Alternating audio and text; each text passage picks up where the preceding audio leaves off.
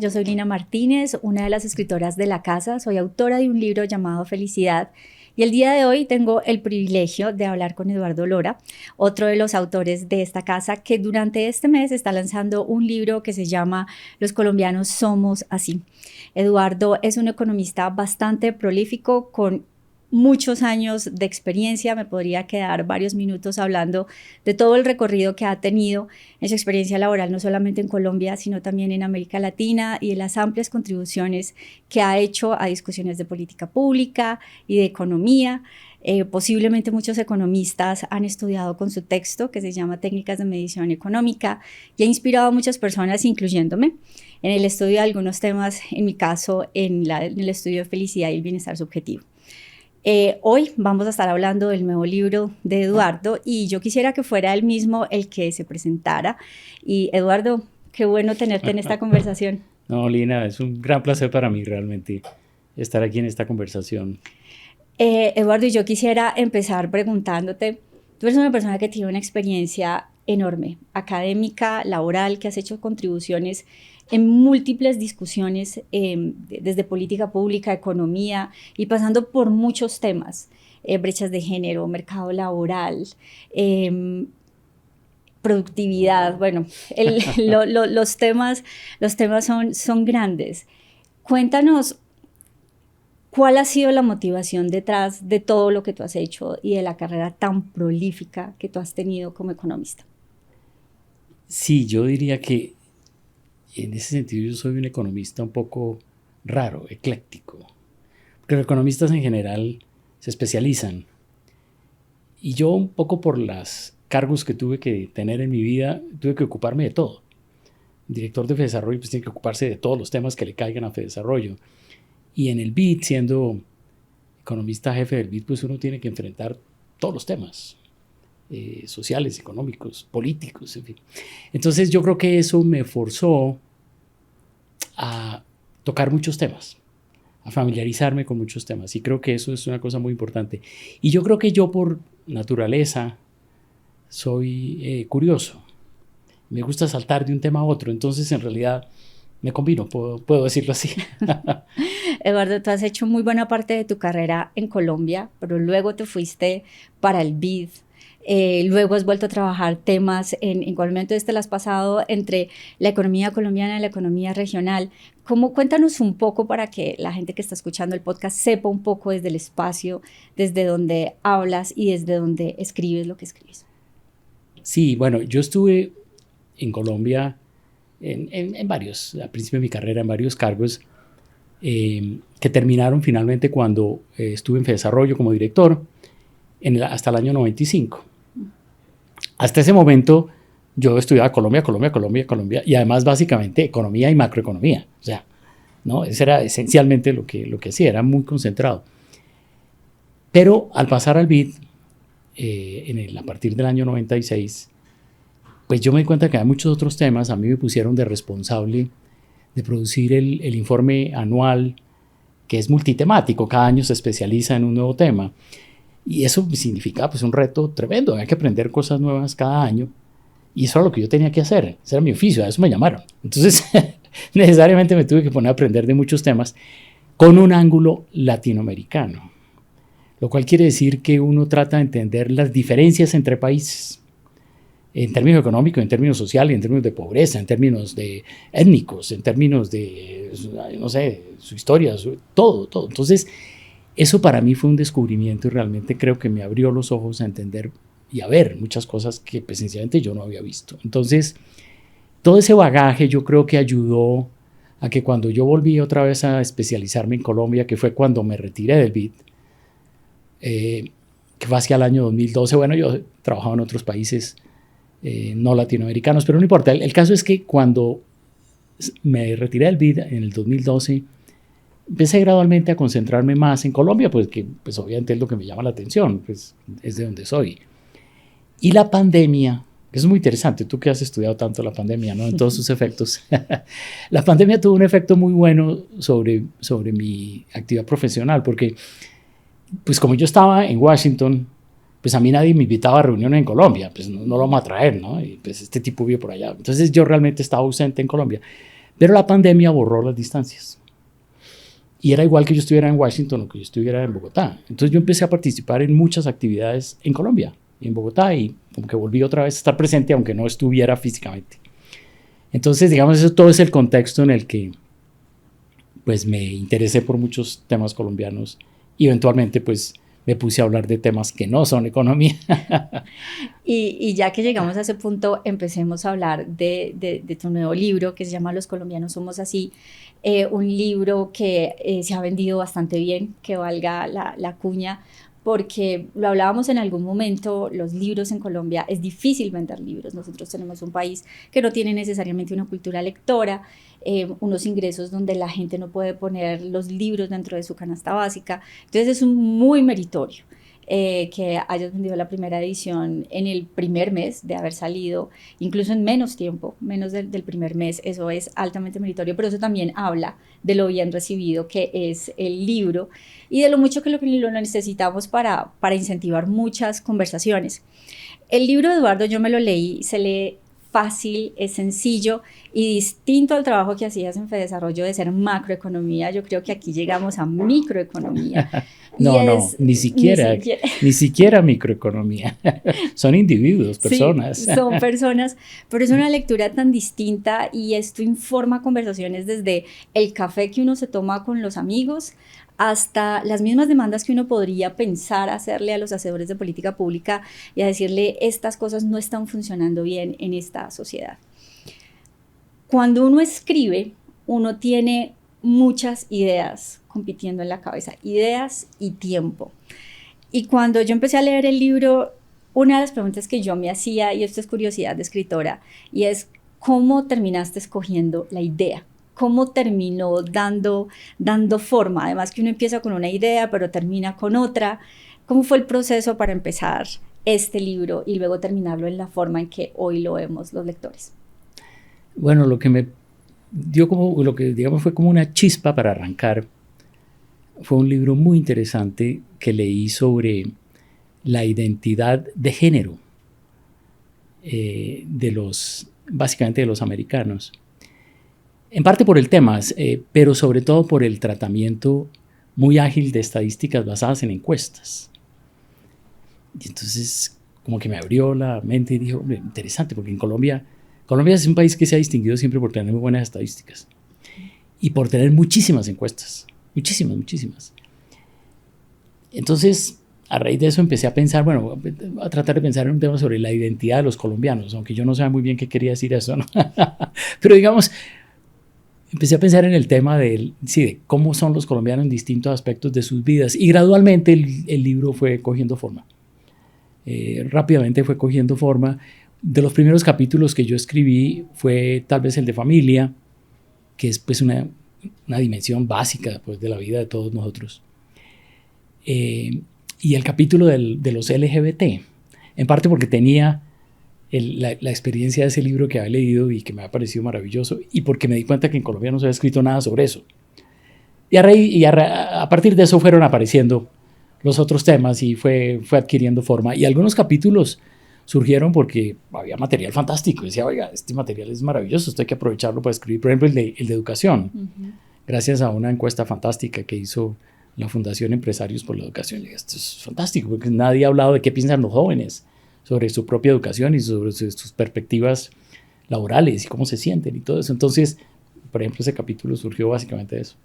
Con todos los estudios que tú has hecho, con todos los trabajos que has realizado, tú sabes bastante al menos de las cifras de Colombia, desde una lógica que no es necesariamente familiar para una persona promedio. Haciendo este libro, ¿a ti qué te sorprendió? Uno tiene una intuición, uno cuando está escribiendo tiene una hipótesis, uno sabe más o menos qué va a encontrar, pero ¿qué fue algo que tú te hubieras dicho al final como esto no me lo hubiera imaginado de un colombiano promedio? Bueno, de hecho, yo tendría que decir que una de las cosas que me sorprendió es que realmente uno no encuentra al colombiano promedio. Eso no existe. Uh-huh. Esa es una ficción estadística en realidad. Y entonces, en todos los capítulos empiezo a ver que tiene que empezar a hablar de diferencias entre grupos de personas y generaciones. Yo trabajo mucho por generaciones en el libro porque me facilita hablar del cambio que ha ocurrido en el país a través de las generaciones, a través del tiempo.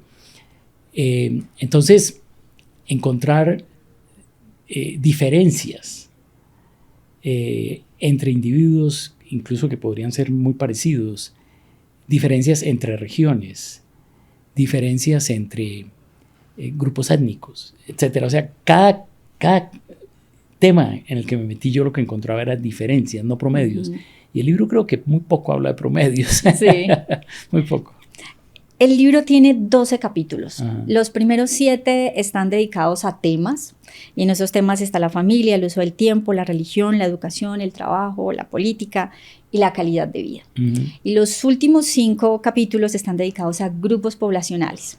Y ahí hablas de la población LGTBI, de las etnias y los campesinos, los viejos, que ahora podemos hablar del eufemismo de los adultos mayores, que eso fue un pedazo que me gustó bastante.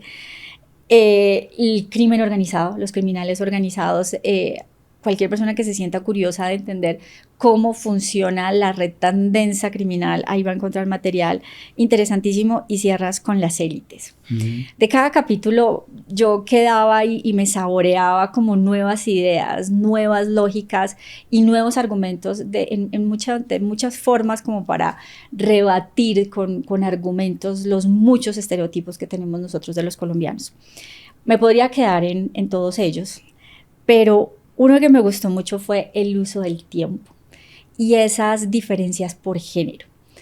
Sabemos que las brechas entre hombres y mujeres son enormes, salariales, en términos de acceso al trabajo, pero el uso del tiempo es realmente donde deviene la vida. Es qué haces durante el día, qué haces con el tiempo libre. Me pareció interesantísimo esas diferencias de género, ver esos aspectos de cuidado. ¿Por qué no hablamos un poco de eso? Cuéntanos, a todos los que están viendo este podcast y que se van a animar a leer tu libro, ¿qué encuentran ahí? Pues ese es un capítulo que realmente lo motivó precisamente la existencia de los datos. Es que conseguir información sobre el uso del tiempo es una cosa muy difícil. Y resulta que el DANE tiene unas encuestas fantásticas de uso del tiempo, además hechas con muestras enormes. O sea, el DANE hace encuestas detalladísimas de, no sé, 40,000, 50,000 familias, y coge a cada persona en la familia y la sigue y le pregunta, bueno, ¿usted qué hizo ayer en todo detalle? Entonces, la información que hay sobre eso es impresionantemente rica. Y le permite a uno comparar cosas, precisamente porque sigue a las personas a lo largo de un día completo y a todas las personas del hogar. Entonces uno puede ver, bueno, qué pasa con los hombres, qué pasa con las mujeres, qué pasa con los niños, ¿no? Entonces realmente es una riqueza de información fantástica. Bueno, entonces, lo más notorio es que realmente sí, el uso del tiempo de parte del hombre y de parte de las mujeres, de los hombres y de las mujeres, es bien distinto. Es bien distinto. Y en parte refleja el hecho de que la sociedad antes funcionaba de una manera tal que los hombres tenían las responsabilidades fuera del hogar, generaban el ingreso, y las mujeres tenían la responsabilidad del hogar. Entonces, claro, de ahí surgía pues un uso del tiempo distintísimo. Ya no estamos en ese mundo. Ya no estamos en ese mundo, porque ahora en ese mundo las mujeres también trabajan. El problema es que los hombres no se ocupan de las labores domésticas. Entonces tenemos una situación en la que las mujeres hacen lo mismo que hacían antes, más el trabajo. Y las cargas de laborales, no llamo laborales en el sentido económico, sino las cargas de trabajo dentro y fuera del hogar de las mujeres son enormes. Ese pedazo y la falta de tiempo libre de las mujeres.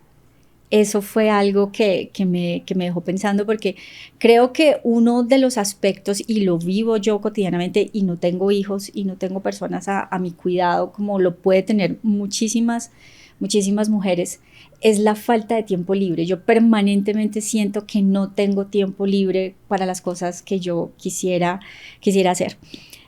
Si bien en el libro no hay un capítulo específico para diferencias de ingreso, sino que está transversal. Uno encuentra las diferencias de ingreso en los diferentes grupos. ¿Cómo se ve ese uso del tiempo? ¿Cómo se ve monetizado? Esa también era un argumento que se tejía. Claro. Cuéntanos de eso, cómo el uso del tiempo se ve reflejado en los ingresos que tienen las personas. Ya, pongámoslo al revés. ¿Cómo el ingreso se ve reflejado en el uso del tiempo? En el uso del tiempo. Más bien al revés, porque una cosa que es impresionante es la diferencia que hace tener empleada, y aquí hay que hablar en femenino porque todas son mujeres, la diferencia que hace tener una empleada del servicio, una empleada doméstica, que puede ser, antes eran básicamente personas que vivían en la misma familia, eso ya es una cosa minoritaria. Ya en el caso de las empleadas, la mayoría son empleadas de tiempo parcial y las empleadas, muchas de ellas trabajan en varios hogares al mismo tiempo. Ese es un tema en el que yo me ocupé no en este libro, sino en el libro anterior, el de Economía Esencial de Colombia. Al hablar precisamente del trabajo de las mujeres, tengo una sección en que trabajé con bastante detalle el tema de las empleadas domésticas, que son unas mujeres completamente olvidadas. Bueno, pero volviendo al tema, entonces, los hogares donde hay empleadas domésticas, incluso si son sencillamente algunos días a la semana, pues son un ahorro del tiempo de trabajo doméstico enorme. Y eso libera una cantidad de tiempo, sobre todo para las mujeres. Curiosamente para los hombres no, porque a los hombres todo les da igual. ¿No? Sí, eso es una cosa increíble. O sea, uno ve las estadísticas y los hombres no importa si hay empleado o no hay empleada, si el niño se enfermó o no se enfermó, si la mujer trabaja o no trabaja, ellos hacen siempre lo mismo. Y todo lo demás se lo tienen que acomodar las mujeres. Que no sea un estereotipo. Eso está sustentado con Está sustentado en las cifras que aparecen ahí. Claro, eso es clarísimo. ¿Cómo será que digo? Sí, mire, el trabajo de las mujeres en el hogar es sensible a si tiene empleada doméstica o no. Es sensible a si hubo que tener actividades extraordinarias con los hijos. Es sensible, en fin, a todos. Y el de los hombres nada. O sea, en conclusión, y lo pongo con esa frase, los hombres son unos insensibles. Sí. ¿No? Eso es, y las estadísticas lo dejan clarísimo. Otra de las cosas que me gustó, y me gustó la forma en que utilizaste el lenguaje para hilar esa idea, fue en el capítulo de religión.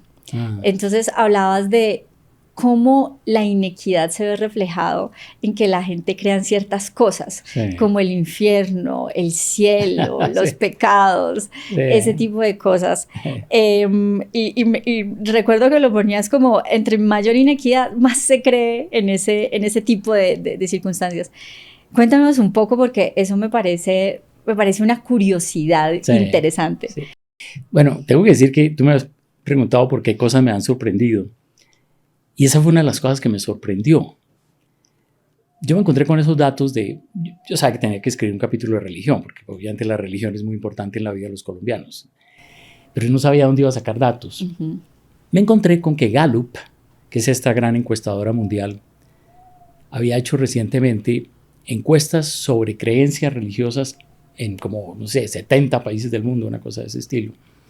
Que es muy interesante porque creencias religiosas no son necesariamente cristianas, no hay religiones de todo tipo, ¿no? Maometanos y budistas, y bien, lo que uno quiera. Pero ellos inventaron la forma de comparar eso preguntándoles cosas sobre sí. Si usted cree en un Dios que no es necesariamente el Dios de las Escrituras, puede serlo, pero puede que no. Si usted cree en seres sobrenaturales, si usted cree que existe el infierno como un lugar real, el cielo como un lugar, etcétera, etcétera. Bueno, y cuando pues yo cogí los datos y los bajé, y pues la tarea mía de escribir un libro es bajar datos y calcular cosas de preguntas que me surgen en curiosidad. Oiga, pero Colombia es uno de los países donde la gente tiene más creencias, llamémoslas espirituales o religiosas, no necesariamente religiosas, o sobrenaturales, llamémoslas sobrenaturales. Pues son todas esas cosas, ¿no? Que usted cree que existen todas estas cosas. Pero como estaban los datos de todos los países, digo, bueno, ¿qué otros países? Bueno, no, resulta que aparecía Sudáfrica, Turquía, India. Esto es curioso, ¿no? Porque yo tengo la idea por mis conocimientos de que son países muy desiguales. Entonces busqué los datos de desigualdad, que los saqué de otro lado, hice un gráfico que está ahí. Y me llevé la sorpresa más fantástica. Es de esas sorpresas estadísticas que cuando uno es investigador, uno queda como, ¿o no? Como si hubiera, como cuando uno está cavando y golpea la mina de oro o algo así. Esto es fantástico. Una correlación casi perfecta entre qué tan desigual es una sociedad y qué tanto la gente de esa sociedad tiene creencias religiosas o sobrenaturales. Es una cosa impresionante. Entonces sí, Colombia está ahí, es uno de los países más religiosos del mundo, porque es también uno de los países más desiguales del mundo. Entonces uno se pregunta, ¿pero cómo así? ¿Eso por qué? ¿Eso de dónde sale? Claro, cuando me puse a explorar los estudios, pues ese descubrimiento mío ya lo han hecho pues cientos de académicos anteriores y hay todo tipo de artículos muy serios y muy académicos tratando de explicar eso. Y en síntesis la explicación es la siguiente. En una sociedad desigual hay injusticias, posiblemente hay crimen, posiblemente hay falta de solidaridad. Todas esas cosas son dolorosas y hacen que la gente necesite consuelo y busque apoyo y busque una comunidad que lo ayude, que le dé apoyo. Y esa es la explicación que los sociólogos, los antropólogos, los que han estudiado esto más en detalle encuentran, y es totalmente consistente con lo que hay y es totalmente consistente con lo que pasa en Colombia. Y además es consistente, y es muy interesante, además es consistente con el hecho de por qué los colombianos gradualmente han ido abandonando el catolicismo. No la religiosidad, no, el catolicismo. O sea, se siguen declarando cristianos, se siguen declarando creyentes, pero cada vez un número menor es católico y se pasan a otras iglesias, digamos, ¿no? Pentecostales, testigos de Jehová, en fin, los que sean. ¿Cuál es la razón? Y eso también lo muestran las estadísticas, esas sí ya estudiadas para Colombia, de quiénes son uno y quiénes son otros. ¿Quiénes se pasan a esas otras religiones, a esas otras iglesias? Básicamente quienes más necesidad tienen de consuelo. Quienes han sufrido reveses económicos serios, quienes han sido víctimas de crímenes o de cualquier tipo de delincuencia, etc. O sea, es clarísimo lo que está ocurriendo. Es decir, la Iglesia Católica no está brindando el soporte que requieren los individuos y que son la razón de toda esta historia de por qué en los países más desiguales la gente es más creyente. Ese es un tema fabuloso. Me encantó y gocé mucho investigándolo y escribiéndolo. Lo es. De hecho, el gráfico al que te refieres entre las creencias religiosas y la desigualdad está en la página 73, que es una joya para las personas que disfrutan de los datos y de poder entender fenómenos a través de datos como lo hace el libro. Ese gráfico es una joya. Uno se queda ahí, lo mira la distribución de los países. Sí. Es muy, muy interesante. Otro pedazo del libro que me gustó y me dejó preocupada, para serte honesta, sobre todo en las condiciones en las que vivimos en Colombia, es el capítulo de educación que luego está muy asociado al trabajo. Cómo tenemos una educación que no necesariamente prepara a la gente al mercado laboral y a lo que le subyacen conversaciones de gran calado económicas, que es la baja productividad en América Latina. Por ejemplo, que nosotros vivimos en una de las regiones con menor productividad en el mundo. Colombia es dentro de los países de los que tienen unos niveles de productividad más bajos. Y me gustaría que habláramos de eso. Primero de la baja calidad educativa que tenemos en el país. Y luego esa baja calidad educativa que lo vemos a través de los números, pero que la gente no lo percibe. Ni los estudiantes, ni los padres. Por un lado, lo preocupante que es eso. Y por otro lado, es eso como lo prepara uno para la vida laboral. Entonces, después de haberlo escrito, haber tomado distancia de ese apartado del libro, ¿cuáles son las reflexiones que te quedan? ¿Y cuáles son las conversaciones que tú esperas que este tipo de evidencia, que traer, entregar, poner esta evidencia en las manos tanto de los lectores como también de hacedores de políticas públicas, cuáles esperaría que fueran las conversaciones que surgieran después de este pedazo de información? Sí, ese es un tema fascinante. Bueno, se sabe, y eso no tiene nada de novedoso el libro en eso, se sabe que la calidad de la educación en Colombia pues es lamentable. Lamentable y está cayendo, no está mejorando, está cayendo. Al punto de que los chicos de 15 años, que es cuando se les hacen unos exámenes que se pueden comparar con muchos otros países, que son los exámenes de PISA, las pruebas PISA, los chicos colombianos de 15 años tienen el conocimiento que tendrían los chicos de 11 años en los países desarrollados. O tienen el nivel de conocimiento y de capacidades, digamos, académicas que tienen niños de 9 años en Singapur. O sea, a los 15 años ya vamos con 6 años de atraso. Ese es, digamos, como para decirle a uno, mire, este es el tamaño realmente de las deficiencias de la educación en Colombia. Pero eso ya se sabía, eso no, yo lo repito porque tengo que poner en contexto qué es lo que está pasando. Lo que aporta el capítulo es esas otras cosas que tú sugieres, que tú indicas, Lina, y es toda esa situación, digamos, de expectativas desajustadas y juicios desajustados que tienen los jóvenes y los padres de familia y el país en su conjunto, por consiguiente, ¿no? Y es que, primero que todo, sí, hay muy poca conciencia de lo mala que es la educación. Los jóvenes cuando les preguntan, eso ocurre con cualquier tema, pero es siempre interesante decirlo. Si a un joven le pregunta qué tal es la calidad de su educación, dice, no sé, de 1 a 5, entonces dicen la calidad de mi educación, 4, 3,5, ¿no? Y la calidad de la educación del país en general, no, 2, ¿no? Y uno después suma todos y los compara y entonces, claro, ahí ya ve un desajuste enorme, ¿no? Que todo el mundo cree que tiene mejor educación que los demás, ¿no? Mira que eso, alguna vez estaba escuchando una entrevista que le estaban haciendo a alguien, en este momento no recuerdo, era una conversación que estaban teniendo en México. Y entonces el economista que estaba hablando de eso y decía, este es el fenómeno de un país medio clasero, donde todo termina colapsado en la mitad, o sea, donde nadie ni se percibe ni muy pobre, ni se percibe ni muy rico, y por un asunto de sesgos de cuál es el lugar donde yo pertenezco, nadie podría terminar de decir, no, lo que me está correspondiendo a mí es muy malo. No será eso por un lado, y por otro lado es en términos de la calidad educativa, ¿cuál es el punto de comparación?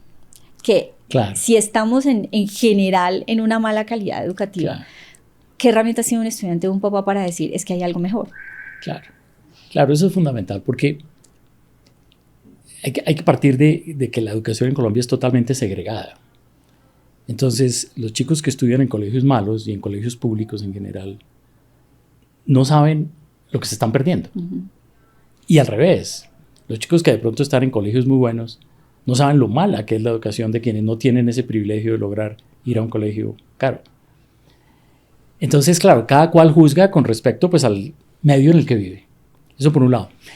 Pero por otro lado está el hecho que es muy importante y hay que reconocerlo, y es que en general los niños se sienten bien en el colegio. Y eso lo comunican en su casa. Entonces los papás pues dicen, mi niño está bien en el colegio. El sistema educativo está bien. Mi niño está contento. Y en condiciones pues en que la vida de los niños en sus hogares o en sus medios, sus barrios, etcétera, es tan dura, pues el colegio en cierto sentido es un remanso de paz, de seguridad. Y los papás lo ven así. Cuando el niño está en el colegio, ellos están tranquilos. Entonces, uno no debe confundir, digamos, lo que juzgan los papás uh-huh. con la calidad de la educación, porque los papás no están necesariamente viendo la calidad de la educación. Entonces está todo ese tema. Está por otro lado todo el tema de que tú ya lo mencionaste, de las expectativas y de que no se sabe, digamos, los jóvenes no saben qué tan bien o mal preparados están para el futuro. Uh-huh. Ellos realmente no lo saben y es muy difícil esperar que lo supieran, ¿no? Que ellos supieran para dónde, digamos, qué tan bien preparados están para encontrar un empleo, qué tan bien preparados están para, no sé, para la vida en general, qué tan bien preparados están para entender a otros colombianos, precisamente, uh-huh. Y eso realmente no lo saben. Hay dos temas que yo no quiero terminar esta conversación sin tocarlos. Uno, por supuesto, es el tema más cercano a mi corazón y a mis sesgos, que es el bienestar subjetivo, la felicidad de los colombianos, y empatarlo con un capítulo que me fascinó y fue de los grupos ilegales, la red tan densa que hay. Si ustedes quieren tener una lección, el náchole de cómo funcionan los combos y las estructuras criminales en Colombia, se puede leer el capítulo del libro. No, no para que la repliquen, sino para entenderla, porque creo que dentro de ese entendimiento está la complejidad de los tipos de violencias que tenemos en el país. Hay 3 tipos de violencias en general, las de conflicto armado, las de crimen organizado y el crimen urbano. La mayoría de los países en el mundo solamente tienen crimen urbano. Nosotros tenemos las 3. Y esa red tan imbrincada de los tipos de violencias y de crimen que hay, hace que el problema de criminalidad en Colombia sea muy complejo. Entonces quisiera que fuéramos cerrando con esa asociación, que tú y yo que hacemos investigación en bienestar subjetivo y en felicidad, una de las preguntas que nos hacen es ¿cómo puede Colombia ser un país tan feliz en medio de tanto crimen y de tanta violencia? Y después de leer el capítulo tuyo y de entender la complejidad de esa red, uno dice, pero es que lo envuelve todo. Eso hace parte incluso de las dinámicas cotidianas en las que uno vive, que se vuelve tan cotidiano que se puede prácticamente invisibilizar sin que se convierta en apatía. O sea, no es que uno sea apático a esto, sino que realmente hace parte de la experiencia cotidiana. Entonces, ¿tú cómo harías ese vínculo? ¿Cuáles podrían ser como los mensajes, los mensajes que uno se lleva a casa? Bueno, yo creo que el mensaje primero por el que hay que arrancar es que no es cierto que los colombianos sean especialmente felices. Eso no es cierto. Sí. Puede que si uno le hace la pregunta, ¿usted se sintió feliz ayer en algún momento? Sí, todo el mundo se le responde que sí. Pero no, cuando uno está haciendo esta evaluación, lo que le está preguntando a la gente es qué tan satisfecha se siente con su vida. Y con esa métrica, Colombia es un país totalmente mediocre. Totalmente mediocre. Es más, es un país donde el nivel de satisfacción con la vida ha venido cayendo. Que es una cosa gravísima. Entonces sí, hay que quitarse esa imagen de que los colombianos somos felices, somos fiesteros. Esos son clichés tontos que no realmente ayudan a entender las dificultades de las vidas de las personas. Y como tú lo dices muy bien, pues una de las dificultades pues obviamente es la inseguridad, el crimen, la falta de solidaridad. Todo eso repercute tremendamente en el bienestar subjetivo, como lo llamas tú técnicamente. Digamos, sí, ¿no? Felicidad para que la gente lo entienda. Y el aspecto del crimen es fundamental, o sea, la extorsión. Pues la extorsión es una cosa de la que padece un altísimo porcentaje de la población urbana, que es de lo que trata el capítulo ese sobre los combos y todo eso. O sea, el Medellín, que es la ciudad más estudiada, no creo que sea la única en la que ocurre eso, está completamente dividida en combos que se dividen el territorio para extorsionar a la gente. Eso no genera necesariamente violencia en el sentido físico, porque si los combos están bien organizados y tienen su territorio bien dividido, no pelean entre ellos. Y al contrario, incluso lo que hacen es garantizar la seguridad. Entonces, ese no es un tema sencillo y no es, digamos, la asociación de crimen con violencia no necesariamente se cumple. Y Colombia pues tiene no sé qué cantidad de números enormes de criminales de cuello blanco que no generan violencia y que son una masa enorme de criminales en el país y que son parte pues de la explicación de las grandes desigualdades de ingresos que tiene Colombia. Entonces, ese es un mundo inexplorado, fantástico y al que este libro invita a pensar. Pues yo no podría aconsejarles más leerse este libro. Como les decía hace un rato, es un libro para cualquier lector, está lejos de los tecnicismos, es sencillo de entender y le permite a uno ganar granularidad en muchos de los temas cotidianos, no solamente para entender mejor a los colombianos, sino para también entenderse uno mejor y entender cómo se comporta uno dentro de las dinámicas y las estructuras más grandes que lo abarcan. Por favor, léanlo. Por favor, cómprenlo. Por favor, cómprenlo y léanlo, porque si algo sabemos los escritores es que pueden comprarlo, pero no leerlo. Este es un libro que vale la pena leer para entendernos mejor como sociedad, para ser más empáticos, para entender el lugar donde habitamos, la sociedad que estamos construyendo. Entonces, esta invitación es para todos ustedes, Eduardo, y a ti, agradecimiento por tomarte el tiempo, por escribirlo. por salirte de los tecnicismos de los economistas, porque creo que hoy debemos estar mucho más abocados en comunicar y en comunicar mejor la información que es valiosa para la gente. A ti, Lina, gracias por esta conversación. No, a ti muchas gracias y de nuevo recuerden leerse este libro que es tan provocador.